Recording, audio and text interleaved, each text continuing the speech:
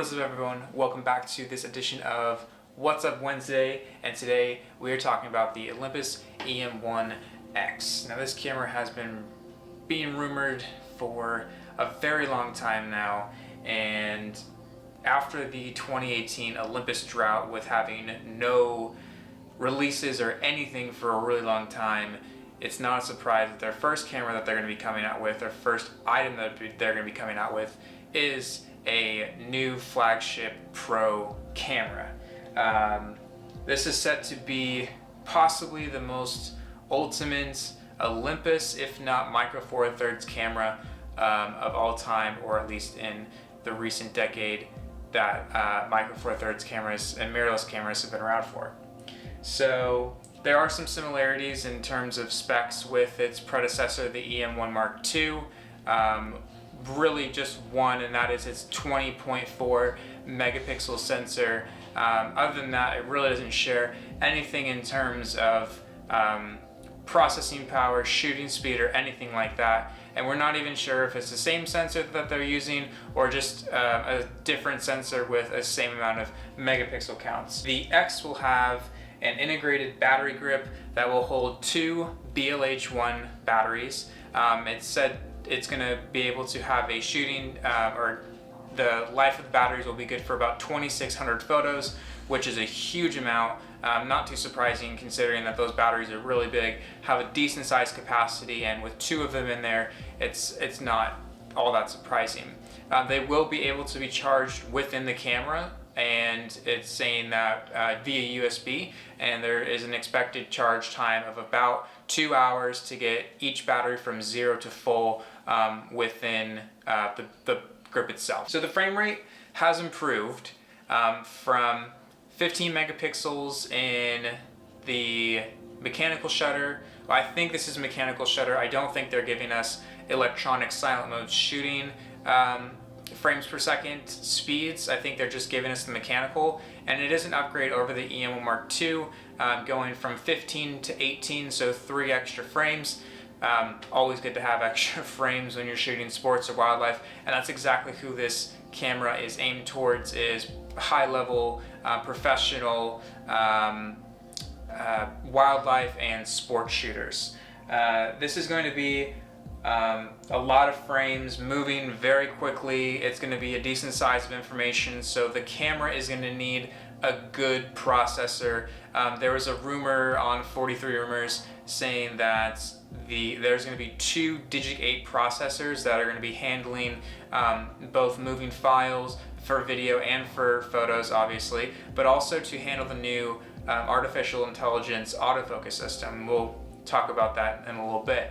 Also, there's going to be 2 UHS-2 card slots. Now, I should have said this earlier, but all of the stats that I'm listing right now are complete rumors. There's no real hard facts of whether or not this is true. This is all stats and statistics off the rumor site, so hopefully some of these things are true. So 2 UHS-2 card slots. Right now the E-M1X II just has 1, and it works really well for, you know, that higher frame rate of 60 frames per second, and its electronic shutter at high speed continuous, which is just blindingly fast. Now the new processing power, like I said, will also help the artificial intelligence, like very similar to autofocus system, that will be able to change its position, its makeup, and pretty much if it's going to be vertical or horizontal depending on the subject itself. So it'll morph and change, and we saw that earlier. I think earlier this year. Well, we still are earlier in this year, but I think it was later last year. We already saw that, so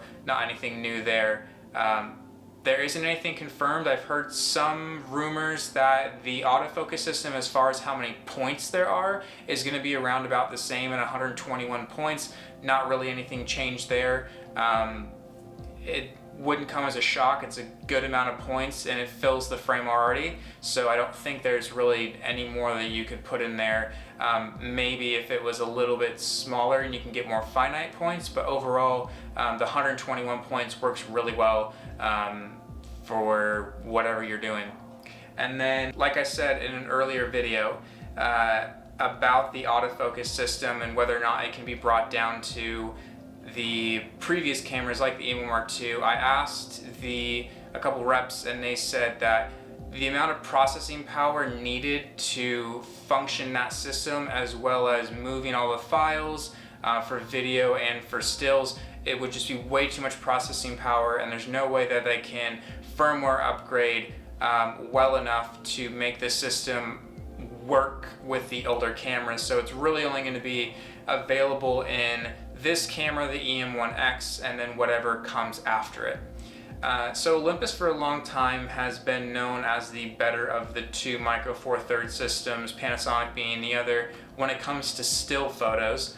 But Panasonic has been the better one when it comes to video because of its higher frame rates that you can get shooting in a log format. The autofocus system is known not to be that great, and I would say Olympus beats it there with its facial tracking and overall just better quality. But Olympus is striking back now, and I think if they execute on what is being rumored right now, they could definitely take the crown away from Panasonic and get that video king title for Micro Four Thirds. They're rumored to be having 4K 60p and 120p at full HD. So that means that we're going to have an ultra slow-mo ability with this new camera. And there's another big thing, the OM Log 400.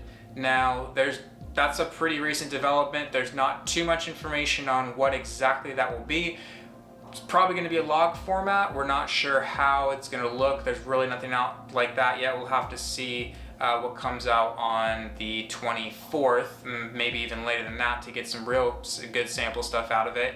The 400, I'm thinking that stands for the base ISO that you can film at while you're using the log format. That would make sense, seeing as Sony only just recently has allowed their cameras to shoot lower than 1600 ISO and got them to 800 ISO using any of the log formats.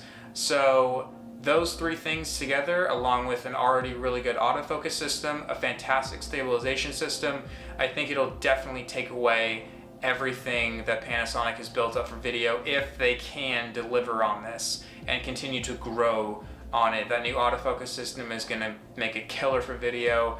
It just has everything it needs. I think this is the one thing that Olympus has been lacking in terms of offerings for its customers to make them want to stay and make people interested in the system, and has made people more drawn to Panasonic. So, of course, like I said, this will all be aided by the well-known 5-axis image stabilization.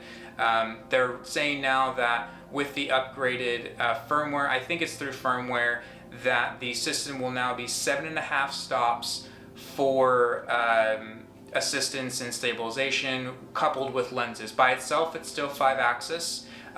When you have the 12-100 on there with the current camera, the E-M1X, it went up to 6, so you got an extra stop, but now we're getting an extra 2.5 stops of image stabilization with certain lenses. They really haven't given a lot of detail about how that's going to be possible, which lenses that's being referenced to, but currently the only two lenses that have image stabilization within the lenses are the 12-100 and the 300 Pro. So if there is something like a 150-400 coming out that has an improved stabilization system within the lens itself and is giving 2.5 stops of image stabilization, I think we could be seeing that 7.5 coming from that stat with that lens. So the price of this, it's rumored to be around $3,000. They have, I think it's the euro amount is about $2,700. So with currency exchange, that's about $3,000. That's a lot of money. That's a lot of money. That's like A7R Mark III money, a little bit less, but that's serious pro pricing and a big move, big risky move by Olympus. And after talking with some employees and getting some ideas of exactly why that pricing is the way it is and, you know, what it's supposed to be, I think I kind of figured out for my own terms what the camera is going to be for the lineup and for the future of the company. So if you're a car person, you probably know about the Ferrari Enzo. And that came out in 2003, had a staggering top speed of 218, and I know it seems like I'm going off on a tangent, but I'm not. This relates. Anyways, so that car was one of the fastest cars in the world. It was full of exotic materials. It had all the latest technology, and performance was out of this world, along with its price and production run. Not a decade later, that same company, Ferrari, came out with the Ferrari 458. It was quicker than the Enzo. It was more exotic materials in it than the Enzo. It had better technology, it better performed, and it was a fraction of the cost. And as long as you could cut a check for it, you could have it. There was no limited run or anything like that. The car was yours. And that's what I think the Olympus E-M1X is going to be for this year, the future of Olympus. I think it is a refresh going into a new decade. They're celebrating their 100th year anniversary on the final year of the 10s going into the 20s.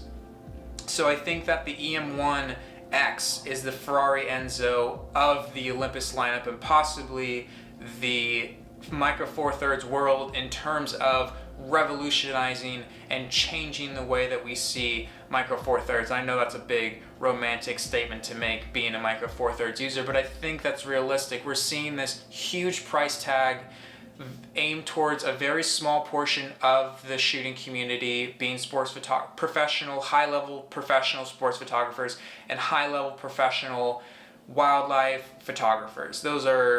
It's a small group of people, and it's a huge deal if they can get in there. But I think that this is to be the catalyst to restart and reinvigorate, reimagine what Micro Four Thirds and what Olympus is all about. So the technology and everything that they're putting into here, very much like the Enzo, because of all the R&D, research and development that they had to put into this camera, makes it so expensive. But now that that research and development is done, they can now pass it on to future models and have those models be much cheaper because they've already had that research and development, but it's at a cheaper cost because the cost has already been spent with the previous camera, this upcoming camera.